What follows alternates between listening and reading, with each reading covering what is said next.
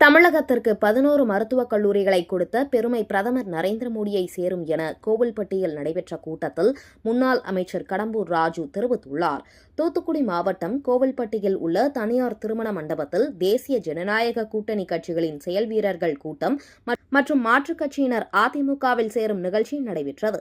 இதில் தூத்துக்குடி அதிமுக வடக்கு மாவட்ட செயலாளரும் முன்னாள் அமைச்சரும் கோவில்பட்டி சட்டமன்ற உறுப்பினருமான கடம்பூர் ராஜு கலந்து கொண்டு சிறப்புரையாற்றினார்.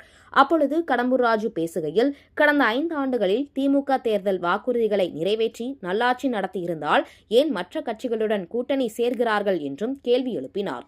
தொடர்ந்து பேசிய அவர், அதிமுக ஆட்சி காலத்தில் 4 ஆண்டுகளில் 11 மருத்துவக் கல்லூரிகள் கொண்டுவரப்பட்டது என்றும், பாஜக ஆளும் மாநிலத்தில் கூட கொடுக்கவில்லை.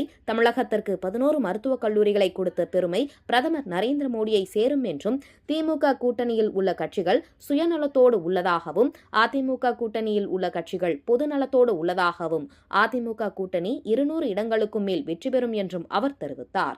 மேலும் பேசிய அவர், தமிழகத்தில் 24 மணி நேரமும் மது விற்பனை நடைபெறுவதாகவும், தற்போது தமிழகத்தில் உள்ள சூழ்நிலையை பார்த்தால் பணம் கொடுத்தாலும் உதயசூரியனுக்கு ஓட்டு போட மக்கள் தயாராக இல்லை என்றும், அதிமுக கூட்டணி கொள்கை கூட்டணி, திமுக கூட்டணி கொள்ளை கூட்டணி என்றும் கடுமையாக விமர்சித்தார்.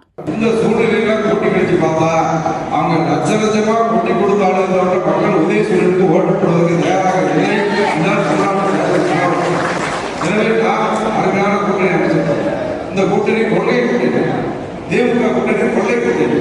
கொள்ளையை கொடுத்ததுக்கு அவங்க பேரம் பேசி சீட்டுக்கு பேரம் ஒரு சீட்டு எத்தனை, சீட்டுக்கு எவ்வளவு அவங்களே சொல்றாங்க. உங்களுக்கு சீட்டு தானா, இத்தனை சீட்டுக்கு இவ்வளவு கொடுத்துருக்கோம். அதாக அது கொள்ளை கூட்டணி. இது நம்மளுடைய கொள்கை கூட்டணி.